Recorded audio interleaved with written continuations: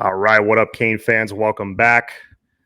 With me, I got a guest I haven't had on in a while. I think I was going through my notes. David, I think the last time I had you on was the week after the A&M game, and we were trying to talk everybody down, off the ledge. Wow, And been that yeah, long? that was the last time I had you on. We're trying to talk everybody off the ledge, telling everybody, stay calm. Rome wasn't built in a day. And then the following week, we go on to lose to Middle Tennessee State, and then I walked onto that ledge almost. So No wonder you haven't had me back. yeah, it's dude. I mean, I'm sure you and Rasta felt this too. Like it was tough to keep coming on and doing videos last season, man. Yeah, it was really hard because you're trying to keep some positivity, but at Yeah, the same time, you don't want to just completely be blowing smoke. You know what I'm saying? And right. after a while, it's like you kind of run out of nice, shiny things to say, and unfortunately, you got to call it the way it is. Good thing is, it's no secret. The staff knows that it was a disaster of a year, and I think Mario anticipated a lot more than what we thought. I don't think all of that because obviously injuries, coaching changes, all that good stuff. But he knew what he walked into. But that is wild. I did not realize that was the last time I was on. That's Yep. wow. Yeah. And speaking of, Mario, preparing for last season, we made all these predictions based on the roster as it was, and these guys came in as this guy was a 4-star out of high school, this guy was a 5-star. We're like, how could this be any worse than 8-9 wins? Yeah. But one thing we didn't factor in, and you can't predict this, you can't prepare for guys not buying in. And that's what Mhm. happened with I wouldn't say the majority, probably like half the locker room. It was probably split roughly 50-50. Some guys just did not buy in. Yeah, I agree. And I think that part, to be honest with you, I think that's part of what Mario kind of anticipated because he knew he was going to come in and it wasn't just a coaching change. He was going to change, attempt to change the culture. And I know we say that a lot, but this is the first time in a long time we've really had a coach come in. He's got the backing, the support, Mhm. the 10-year contract, do what you got to do. It's your show. So I think he anticipated that. But then when you figure in the injuries and things like that, and that's not an excuse, that legit happened. You have to talk about that. And I think specifically when you look at the offensive line and what we went through there, and then Tyler Van Dyke, obviously, I don't care who you are, you're not going to have a lot of success when you're throwing the ball and laying on your back, half the Mhm. season. And then injuries there. And then, you got, Jake comes in and that doesn't work. And you get Jakari in and he's a freshman, talented, yes, still a freshman. And so there was just a lot of moving pieces to what went on. And then I think as the year progressed, when you got down towards the last 2, 3, 4 games of the year, by that time, everybody's just sort of it's kind of over it. I'm not saying they threw in the towel or gave up or whatever, but you didn't have a whole lot of positivity from the locker room. And now Yeah. by the end of the year, there was just a lot that went on. So, we had guys playing on that O line who we didn't expect to see, and they're in a starting role. Some not even starting at their regular position, so literally just plugging in holes, man. So just tough to do anything. So hopefully that's going to get addressed now, and hopefully that's behind us. Yeah. No, and it's easy to say it's an excuse when, we talk about injuries. It's an excuse if it's like 5 or 6 injuries. But when you're talking about your quarterback's out, your top 2 running backs are out, your starting tight ends Yeah, out, your 2 top receivers are out, half your O yeah, line, it's like that's your whole starting lineup. Like, come on, yeah, how can you get anything done? yeah. I So, just mentioned O line, but that's a good point. I mean, we're not talking about a guy. Oh, this guy was hurt. Well, he wasn't going to play it. No, we're talking about legit starters and role players. yeah. Like you said, at tight end and all these positions, like guys we counted on, and they're not there now. Mhm. So I was one bright spot. I know we'll talk about this in a little bit, but with those freshmen and the way they were thrown in and thing. I think Yeah. a bright spot there obviously was Wesley Basaint. I love the way that he was, able to take some time and kind of get acclimated, and he got a little bit better as we saw, a little more reps as we saw. And by the end of the year, he's got that starting position, and now he's poised for a huge sophomore season. So Mhm. that's definitely one bright spot. I thought if you're going to look for one. Yeah, no, there's definitely a lot to look forward to. We'll get into that now in a few minutes. But first off, the team had, I think, 3 practices before spring break started, kind of similar to last year. So Mm-hmm. we got a chance to kind of take a peek behind the curtain to see, how the team's looking, how the roster's looking. Got a chance to get an early look at some of the freshmen and all that.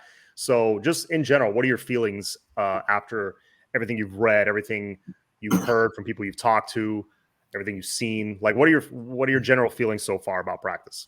Yeah, there's a lot going on because we're not just looking at new bodies, new faces, new names in the locker room as far as the roster, but you've got it on the coaching staff again, right? And last year we had a whole new staff, and a lot of Kool-Aid was passed around, and now we've kind of got a lot of new faces there as well. I think a little bit of the difference is you've got some guys there who are Miami guys, as we like to say, but they're guys that have gone places. Kevin Beard, for example, I love the route he's taken. He was at Miami, was a solid coach while he was here, right? But now he leaves, has a quick stop at Tennessee, a quick little rendezvous at Georgia, and then goes to Toledo for several years. And now he comes back as a more developed coach, a more developed recruiter. There are a lot of players who will tell you, this is not just for me, they will tell you this if you ask them. A lot of top recruits in this class at the wide receiver spot who have said, I love Kevin Beard. I want to play for Kevin Beard. I just wanted to at a bigger program. That's not a knock on Toledo. These are big time dudes and they've got big time opportunities. Well, now he's here. And so, he gets to work with that. I think he comes home a much better coach. And I think the same thing with Tim Harris Jr. I love that combo. I love the idea of those two guys on the trail, not just in South Florida, but throughout the country. But those two attacking those skill spots on the offensive side with Mario kind of as their closer. I think it's going to be exciting.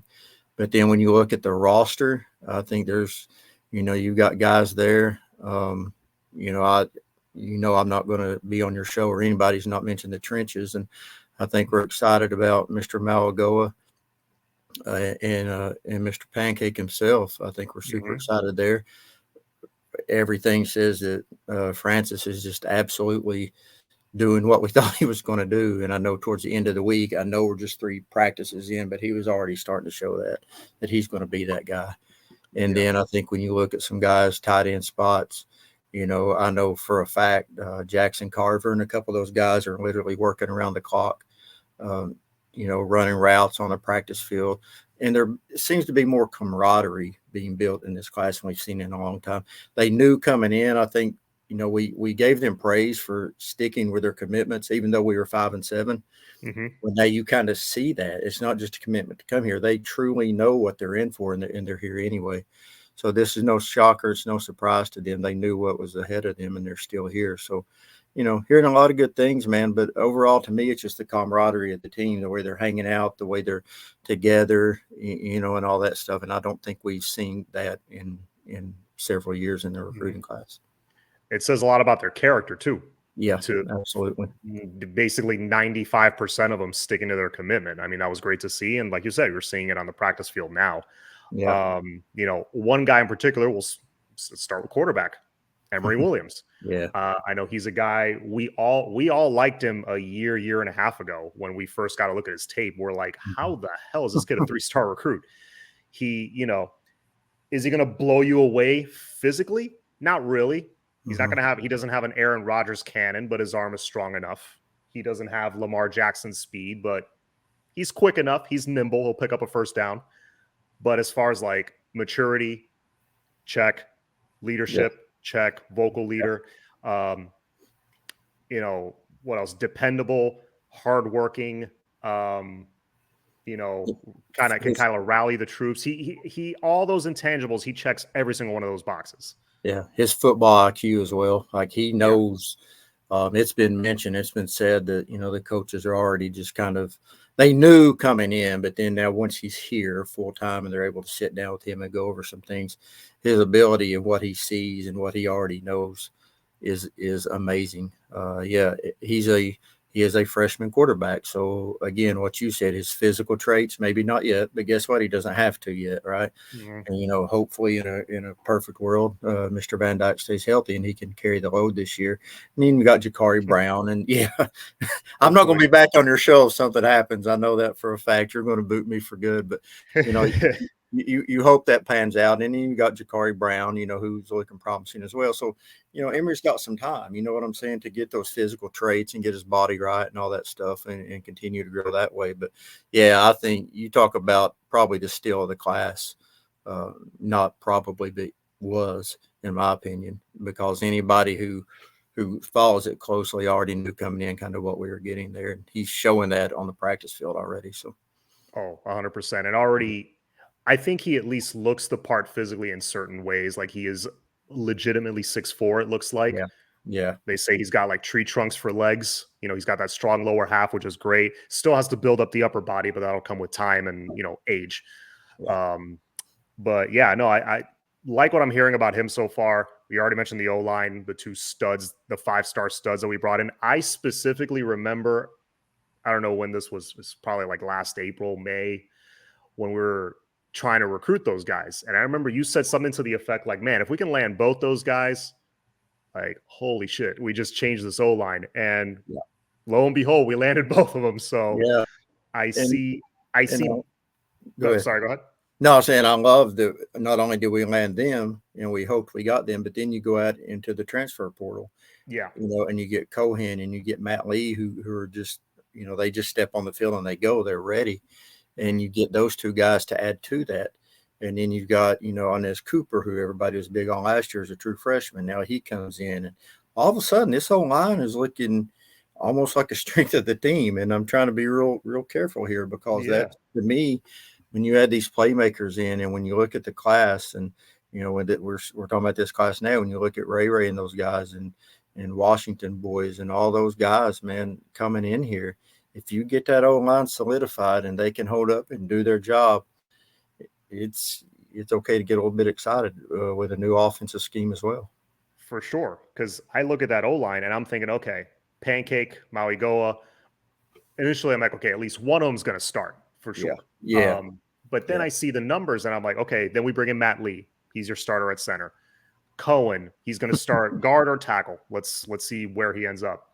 Even if Zion Nelson doesn't come back from his injury, I hope he does. Right. You still got Jalen Rivers, probably still the best O-lineman on this team and most experienced.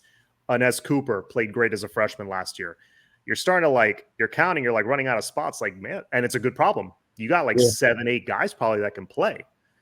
So, that's great to see. So I think that's going to push, they're going to help push each other. But yeah. All of a sudden you've got a little bit of depth and you've definitely got some competition. And that's another thing we just haven't seen, legit competition with really skilled, polished guys. And what I love about the Matt Lee and the Cohen additions is once you put them in, now you've just got 3 spots you got to figure out because you already know those dudes are plugged in. Like those dudes are coming in day one. Those, that's their spot.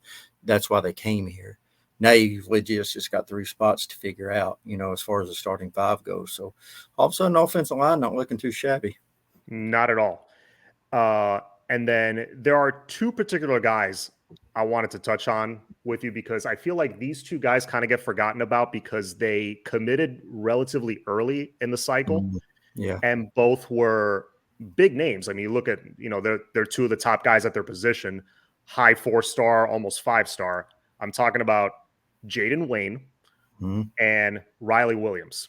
Now, again, people kind of gotten forgot about because they committed early from IMG and, that was it. There wasn't any drama.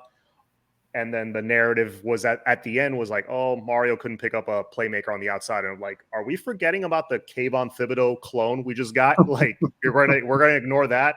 And Riley Williams, who's 6'6", 250. Like, I feel like those 2 kind of get forgotten about a little bit until now when people got to look at them and got to look at Jaden Wayne, at least in practice.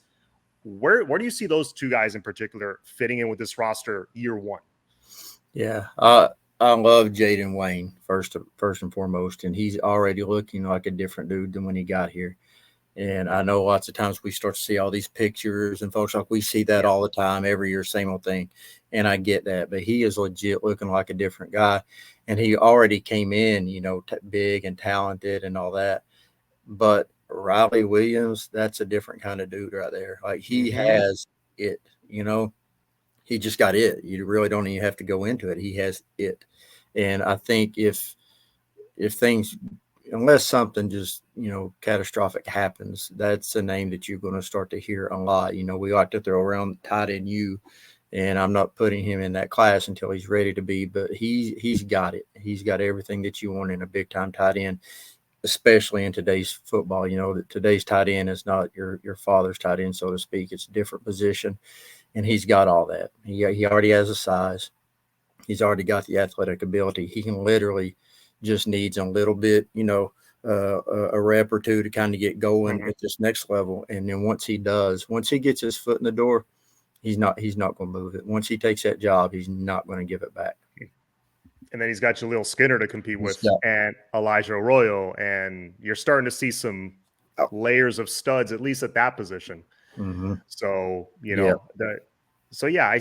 of that 2023 class that we've just been talking about, is there anyone that you think is going to surprise us that maybe you're like, oh, I didn't expect that guy to pop this quickly? Like, is there anybody you have in mind? Yeah, and it's not somebody myself that I'm going to be surprised. I just don't think a lot of people talk about Robert Stafford enough. I'm just telling you, he's a big time guy. He's a big time talent. He's a big time player, and he is a dog. I'm just telling you, he's that guy. And a lot of folks, he's one kind of what you mentioned earlier. He committed. Everybody got really, really excited because we got to commit, and then he sort of fizzled out just a little bit as far as the talk and the excitement, because after he committed, we landed so many others. Yeah. But I think that's a guy personally I won't be surprised. But I think once it happens, if it does, a lot of people are going to go, oh, yeah, okay, yeah, Robert Stafford. Just keep an eye on that guy right there. Yeah, and the guy that I had in mind and he's already starting to impress in practice, is Caleb Spencer. Just because of his sheer size. Like, what is he, 6'2.5", 6'3", 215, something like that? Yeah. And he's absolutely, he's turning some heads with the coaching staff and with everybody who's been to practice and seen him. And everybody kind of knew that was his. Everybody kind of felt that when he came in, but not a lot of people knew a lot about him. He was one of those recruits when we got Caleb Spencer. A lot of people went, "Who? Wait, what?" And you had to go kind of look up a little bit. And then once you saw his game and his film from high school and things like that, you said, okay, now he's doing it. He's doing exactly what he's been doing. And now a lot of people are starting to get really high on that young man. I think he's going to be something. Absolutely. Speaking of the secondary, because you touched on, we're touching on that right now. Yeah. There is one guy that, there's been a little bit of drama with this one because he asked for, I think, a release from his NIL deal, maybe even from his letter of intent, if I'm not mistaken. Antoine Jackson. Mm-hmm. I think I've read that he's been seen at practice and things like that, and he's I guess he's still, the coaches still keep in touch with him. Any nuggets there? Anything you've heard recently that might be different from, I guess from that last update that he wanted out? No, I know he wanted out, and then I know him and his camp, his family, they met with Mario, and to the best of my knowledge, unless something has changed since then, things kind of got worked out and got ironed out. I'll say this, there's a big difference. 1 year makes a huge difference in a high school athlete, not just physically, but mentally as well. And when you jump a class, but then you're flirting with because he was committed to Georgia, and then he flips to Miami. So that is a huge leap from high school, even when you're at the age. But when you jump up a class, you know what I'm saying? You've got a lot going on. Now all of a sudden your girlfriend's going elsewhere, and we've all been in high school, and we've all had girlfriends. I'm just going to leave that one alone because y'all are adults. You can figure out what I'm saying, but that plays into some things, and all of a sudden a lot of things are changing. A lot of things are going real fast. And that huge decision that you made several months ago, it's here, it's time, let's go. And now you're going, oh, hold on, just hold up. So, honestly, I don't put as much into it. I know when it first happened, he backed out. People, no way he's backing. I don't think it was a decision necessarily against Miami, against the program or anything like that, like second guessing his decision to come here. It's a life decision, and there's a lot going on there. And luckily, hopefully he seems to have the right kind of support group around him to kind of help him through that. And if you're going to go through that with any coach, it's, Mario Cristobal is a good one to go through with, because he wants you to be a good person as well as a good football player. So, to the best of my knowledge, I believe everything's going to be okay there. Well, it's good to hear, because I mean, he's a great talent.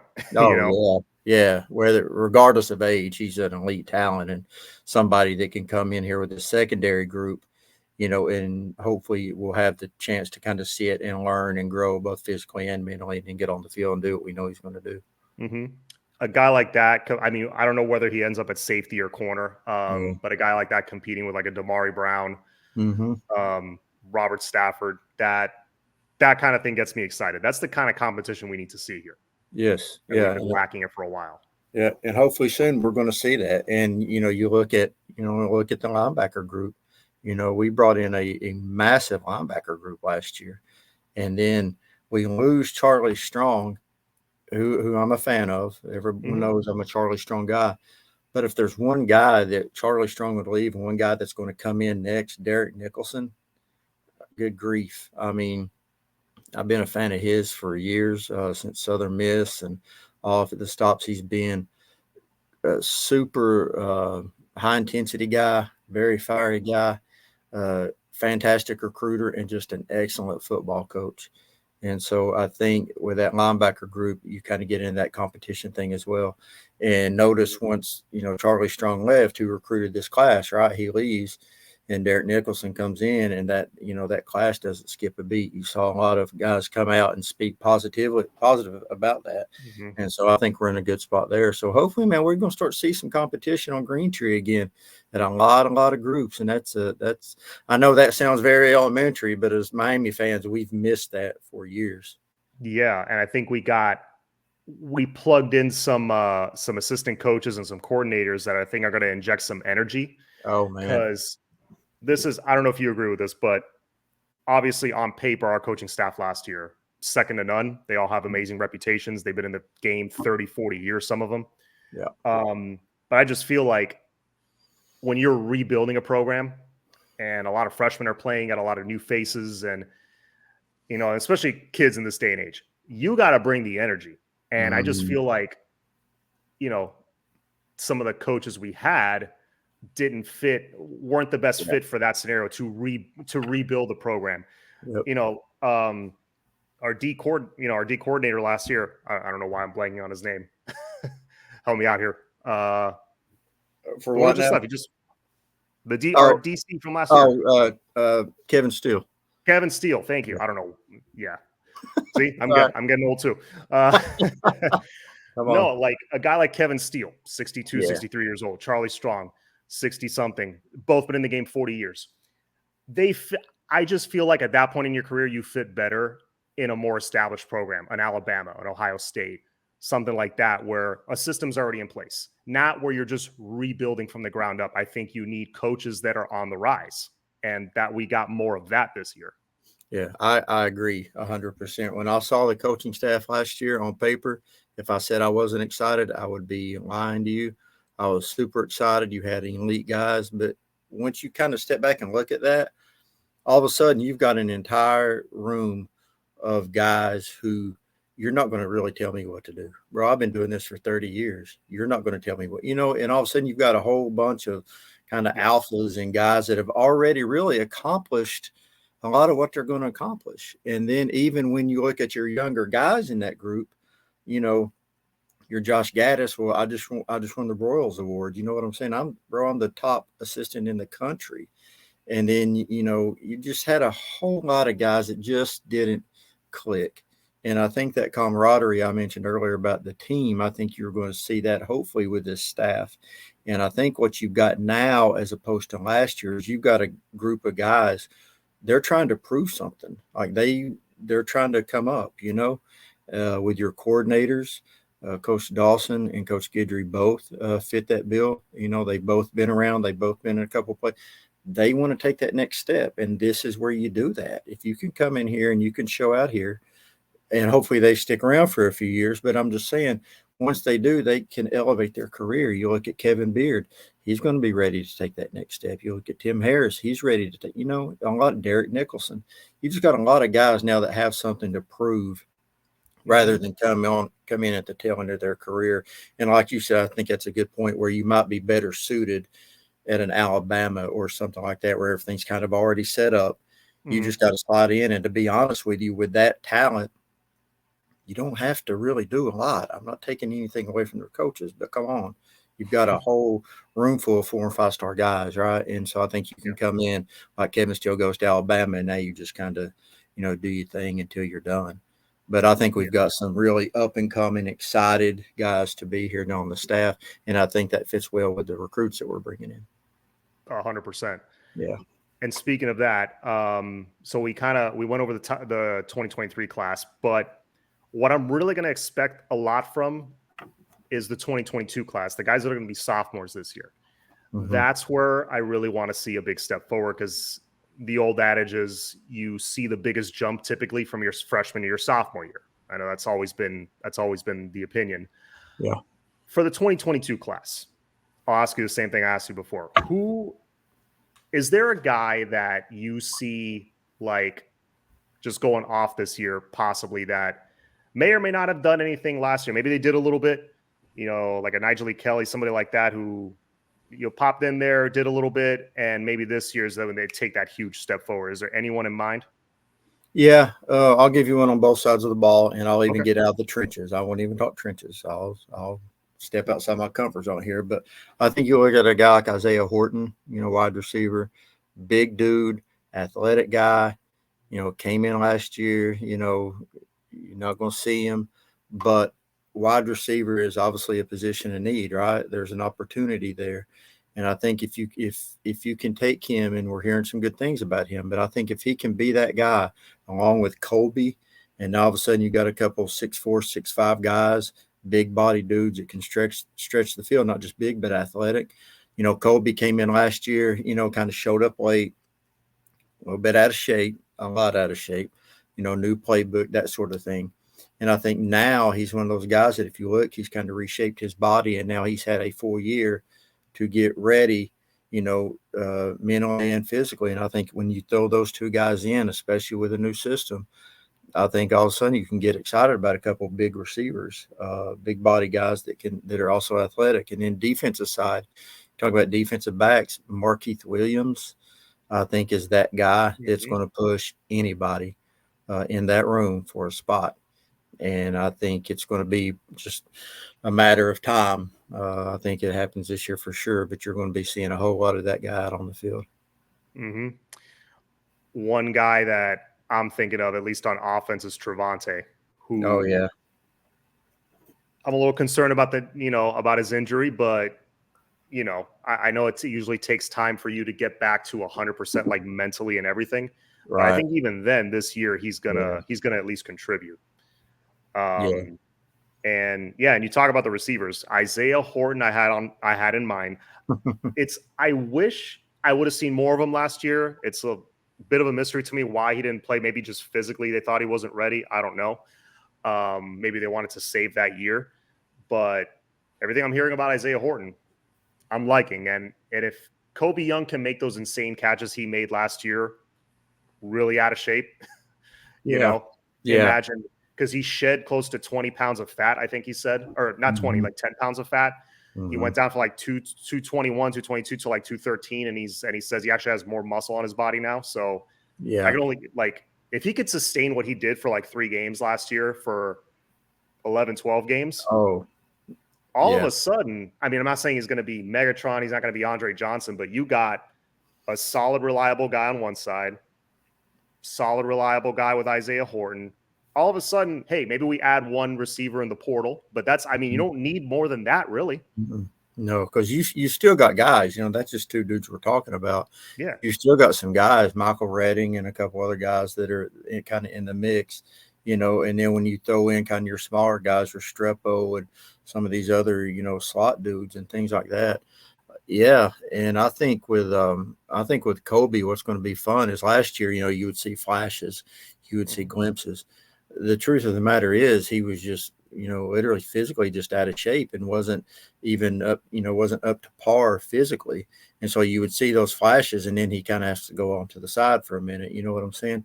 Now he comes in ready to go physically. And I think once he's able to stay on the field and sustain a lot of those and see that over and over and over, I think it's going to be exciting. And like I said, like you said, I'm not ready to put him in that conversation with those big names, but I'm not ready to say it's not possible either. And I think with Isaiah, last year was such a tough year, quarterback wise. We've already talked about offensive line.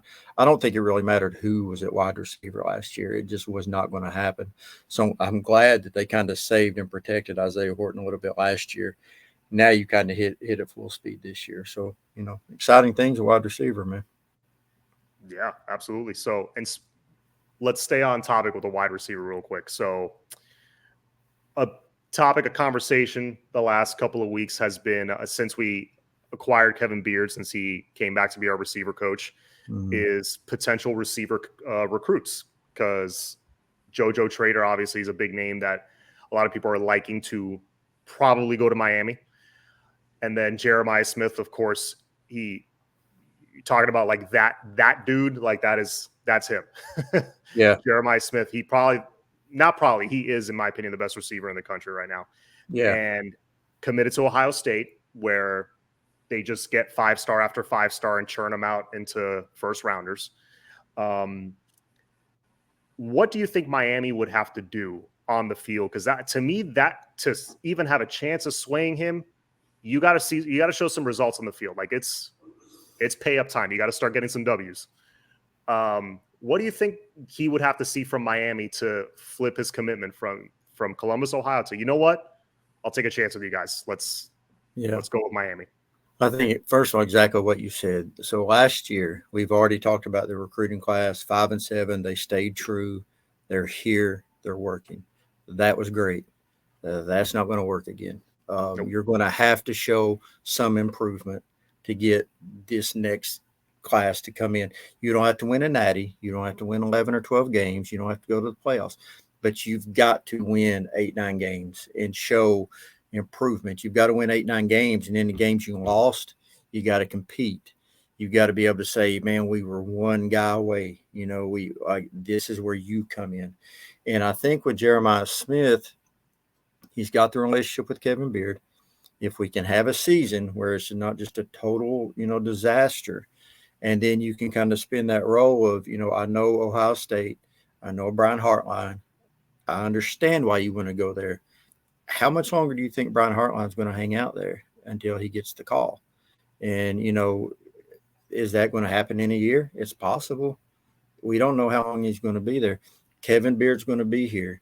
He's going to be here for a few years. So I think that's what you continue to work on with him. And then if you can close the deal on JoJo and, Chance Robinson and some of these other guys that he's kind of close to, you know what I'm saying? That doesn't hurt. We all know when you're that age, you listen to your friends. And, if you can get that group, a nucleus of those guys to commit here and kind of work on him a little bit, I don't think it's as far-fetched as a lot of people think. It's going to take some work, don't get me wrong. And I think the biggest thing at the end of the day is you've got to show improvement on the field.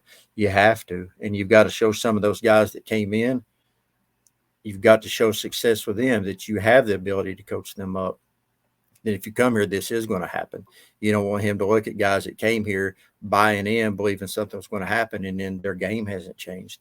You want to be able to show the wins on the field and the fact that we can develop some guys, because he can stay where he's at right now and get every bit of that. So you're going to have to show that and compete with that a little bit. Yeah. And on top of improvement, an exciting offense, which that Yes. I think we'll check that box. I think we'll have an exciting offense. I think we'll score a lot more. Yes. Will it translate to a significant jump in wins? We'll see. One more quick question before I let you go, because we're talking about the wide receivers. Obviously, that's right now probably the biggest glaring need of that reliable big time playmaker. No one's emerged yet, but last year, I feel like we kind of put all our chips in for like one or two guys like Brandon Innes, and we kind of came out empty-handed as far as outside guys. I know we got some studs in the slot, as Yeah. far as outside guys with some size. It seemed to me like we kind of put all our chips in for those guys, didn't land them, and then in the process we missed out on a William Foles, an Aiden Mazzell, somebody that next tier down that could still develop into a stud. Right. Is that am I right into saying that? Is that kind of what happened? That they took a gamble and kind of lost? Yeah, I don't think you're too off the beaten path at all. I think that's exactly what happened, and I think that, along with what happened on the field, the wins and the losses, and then you've got the trouble in the locker room, and then all of a sudden the staff isn't looking too good, and then is the OC still going to be here, and just just a whole lot going on, and then you kind of I think, like you said, we heard those names, and we went all in for that because we thought we were going to have a little bit more success. And then when it didn't happen, those guys said, hold on a minute, man, I don't know about this, Mm-hmm. And then all of a sudden you just had really, you're kind of at the end of that cycle, right? And you put all this work into them, and now they're backing off, and now you got bigger problems because now you're looking at coaching changes, and now you're just happy to hold on to the two that we got. So, yeah, I think that had a lot to do with it last year. And that's another thing that has to take a completely different path this year because 2024 is a wide receiver class. There's a lot of guys, and it's not just South Florida, it's across the country. And there's a lot of dudes out there that, the Jeremiah Smith, yeah, I mean, come on. That's one of those guys you really don't even need to talk about. We all know, we're all in agreement. We want that guy. JoJo Trader, we hear, Chance Robinson, we hear. But there's a lot of guys, out there that we're kind of going after and looking at. And so I think, obviously Jeremiah Smith, but I think we kind of change up a little bit how we do things this year. And Kevin Beard already bringing guys with him. He's been recruiting, elsewhere. And now he's kind of on the platform where he can close on that. So, yeah, I think it'll be a completely different approach this year. That's good to hear. No, Yeah. it's exciting stuff coming this season for sure. Again, I'm not predicting any. Well, there is no coastal anymore. I was going to say any division title. Yeah. There is no division title anymore. I'm not predicting any conference championships. I'm not predicting anything like that. I'm going in not with bad expectations. I'm going in with no expectations, just like blank slate, if that makes any sense. I'm looking at it like, hey, any improvement from last year, it's a step in the right direction. I want to see that. Hopefully they surprise us, Yeah, I agree with you 100%. I'm kind of doing the same thing. I'm the worst, man. You start seeing these things and here we go and all that, but I'm kind of, I'm trying to take a step back once I do that and just let the staff work. And I think Mario knows as well as we do, if not more so, this is going to have to work. And I think he took his time. We know he took his time, and now we know why, making these hires. I think there was a lot that went into that. More, with the X's and O's, I get it, but more with, is this going to be a fit, and can this guy work with that guy, and this guy fit with this guy? So, hopefully we've got that down, and the schedule kind of plays out. First couple games, we got some games where we can kind of get in there and maybe get some things going, but I think at the end of the day, I think just the staff alone and their camaraderie is going to be a big difference. Absolutely. But David, really appreciate you being on, man. Always love talking some Canes football. I feel like we can go for like a couple hours if we wanted to. Like easy. But yeah, I'm sure you got some stuff to do. So I'll let you go. But thanks for coming on, man. Really appreciate it. You guys got your show still Thursday nights at like 9, right? Yep. Thursday night, 9:15. And yeah, you can catch us there every single week. Awesome, man. Well, thank you, man. Really appreciate it. All right, bro. Canes. Go Canes. All right. That was our boy David Franklin. Again, you can catch his show with Rasta on Thursday nights, 9:15. The Sebastian Lane show. I believe it's still on the Miami Flow Network. I don't think that's changed. But please go down, hit the subscribe button here, hit the like button, share this video, tell your friends, anybody who wants to watch us, just shoot the crap, talk Canes football in the offseason. It's March 15th. We're in kind of like the dog days of the off season. Well, no, really it's the summer, because then there's no spring practice happening. But exciting stuff. We got some steps in the right direction. It's just we gotta see it on the field, and I think we will sooner rather than later. But anyways, guys, that's it for me. Go Canes. Everybody have a good night.